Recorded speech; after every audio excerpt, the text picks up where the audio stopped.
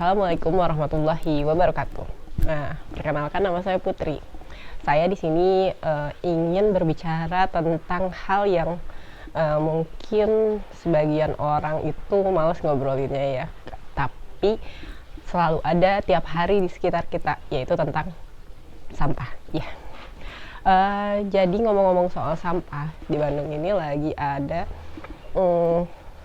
bencana terkait dengan sampah karena kemarin ada kebakaran di tempat pembuangan akhir sampah Sarimukti, dan dari tanggal 19 sampai sekarang itu tanggal 4, berarti hampir 2 minggu apinya pun belum padam juga gitu. Apinya sih padam, tapi panasnya itu pendinginannya belum selesai sampai sekarang gitu. Orang-orang tuh, teman-teman saya sendiri tuh pada nanya gitu, gimana caranya mengolah sampah sendiri di rumah. Jadi buat ya lebih memudahkan dan sharing informasi terkait sampah, saya kumpulin di sini ya.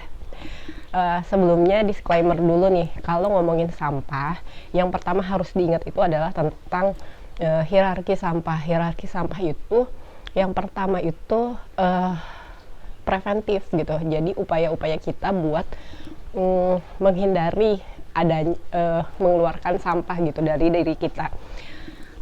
Upaya preventif itu tuh apa contohnya? Yang pertama tuh dari reuse, biasanya dikasih, kan ada biasanya reduce, reuse, recycle. Tapi kalau misalnya di dunia waste management gitu ya, ada hierarki sampah, dan yang pertama tuh adalah reuse. Reuse itu adalah menolak adanya sampah dulu gitu. Kalau misalnya kita bisa makan dengan dine in, makan langsung pakai piring, kenapa harus pakai take away misalnya tuh. Itu contoh reuse. Terus di hierarki berikutnya itu adalah reduce. Reduce itu berarti dikurangi. Sebenarnya itu sama-sama upaya preventif ya. Reduce tuh ditolak dulu, saya nggak mau pakai sedotan, saya nggak mau pakai ini. Tapi kalau di reduce kita kurangi, misalnya harusnya sampahnya itu kita dapat misalnya tuh dari beberapa item yang menghasilkan sampah, kita dari 10 item ya kita reduce jadi cuma 1 item gitu yang menghasilkan sampah. Sisanya kalau bisa kita misalnya dengan berbelanja nih, kita belanja bawa tas belanja, terus upaya kita datang dari rumah bawa tas belanja, bawa jaring-jaring, bawa wadah. Ternyata pas lagi di pasar kayaknya pengen beli itu gitu ya, ya udah itu daging misalnya tuh, pengen beli daging tambahannya tapi harus pakai plastik, ya udah nggak apa-apa satu, tapi cuma satu jadinya gitu si sampah yang dihasilkan. Sedangkan kalau kita nggak bawa apa-apa, berarti sampah yang dihasilkan itu bisa lebih banyak lagi gitu ya pas kita pulang dari pasar. Kemudian reuse.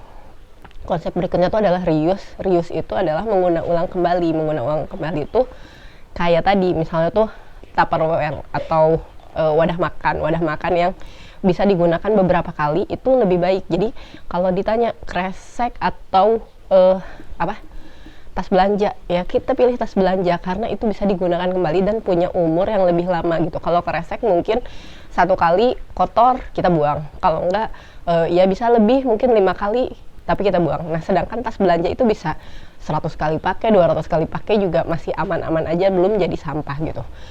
Nah itu berikutnya tadi reuse. Kemudian recycle itu daur ulang. Kalau sekarang itu lebih sering itu upcycle sebenarnya, karena gimana caranya barang-barang atau sampah yang sudah kita tidak kita gunakan lagi itu masih bisa bermanfaat untuk yang lain. Misalnya dari plastik, botol-botol plastik dikumpulkan jadi ember atau apa gitu. Jadi recycle itu membuat daur ulang kembali sisa sampah yang sudah kita pilah tentunya. Terus yang terakhir itu adalah disposal. Jadi disposal itu sisa sampah yang benar-benar sudah tidak bisa kita digunakan lagi. Nah sehingga harus berakhir biasanya di tempat pembuangan akhir sampah.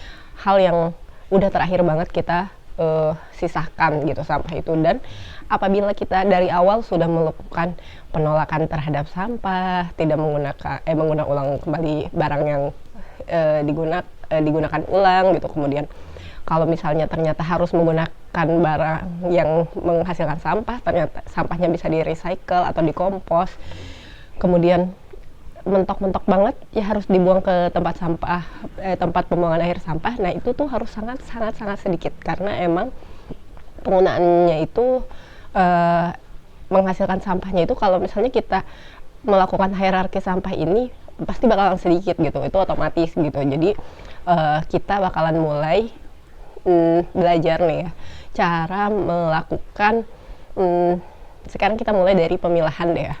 Jadi biar kita tahu gimana caranya menghasilkan sampah sesedikit mungkin dari rumah. Jadi gini, saya mau cerita gimana pemilahan sampah di rumah saya. Di rumah itu sebenarnya belum sempurna amat ya, jadi ya masih biasa aja dan masih banyak belajar gimana cara menanggulangi sampah-sampah yang dihasilkan dari rumah tangga.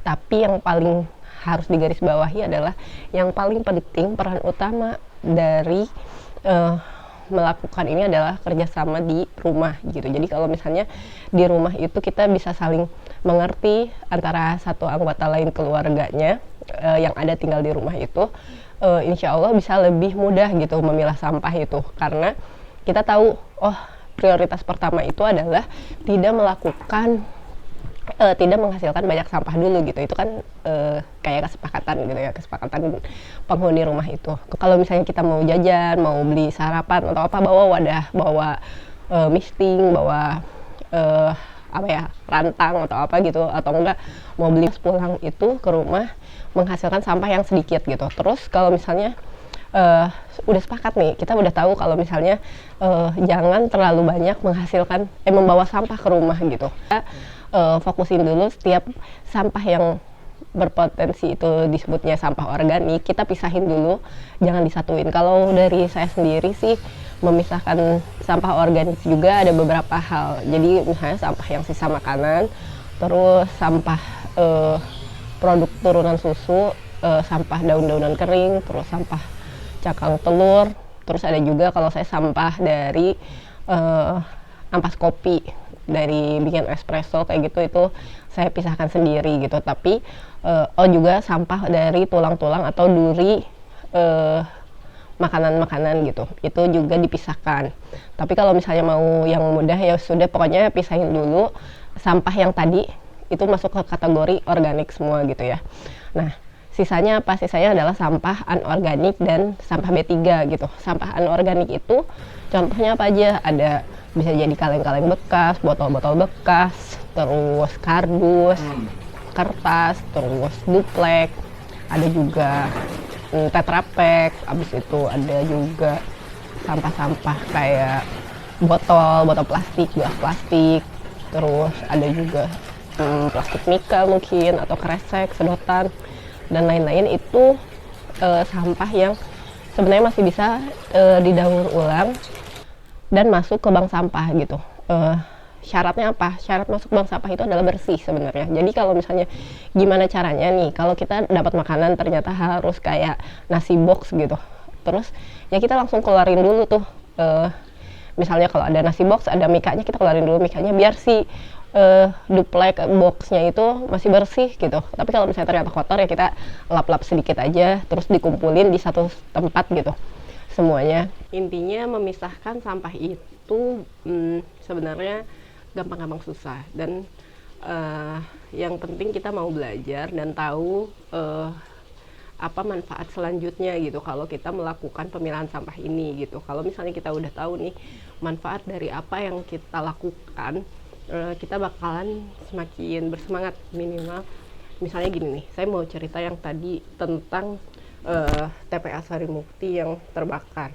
Efek dari TPA Sarimukti yang terbakar, kita dari pemerintah itu bilang kalau misalnya kita tidak bisa mengangkut sampah dari rumah-rumah gitu, mungkin buat keluarga lain itu jadi kebingungan sendiri karena sampah di rumah jadi menumpuk dan jadi bau gitu. Yang lain langsung jadi kayak, aduh ini gimana, sampah banyak dan efeknya orang tuh jadi buang sampahnya beneran jadi sembarangan, jadi menumpuk sampah di satu titik yang sebenarnya bukan tempat pembuangan sementara gitu. Jadi bisa jadi menzolimi orang karena ada di bahu jalan sampah-sampah yang menumpuk. Itu jangan sampai membuang sampah itu hanya sebagai memindahkan masalah gitu. Masalah kita mungkin di rumah kita jadi bersih, tapi di tempat lain jadi kotor dan bisa menzolimi orang lain, itu kan berarti kita udah bertindak yang pidosaeun gitu ya kalau bahasa Sundanya mah. Jadi jangan sampai kita menzolimi orang dengan memindahkan masalah kita gitu. Masalah kita, sampah kita sendiri yang membuat itu ada sampah, dan jangan sampai orang lain yang jadi terzolimi gitu. Gimana caranya? Oh ya, saya kasih tahu dulu cara yang paling sederhana dari memisahkan sampah, yaitu setiap sampah itu, misalnya gini, kenapa sampah kita bau sih gitu.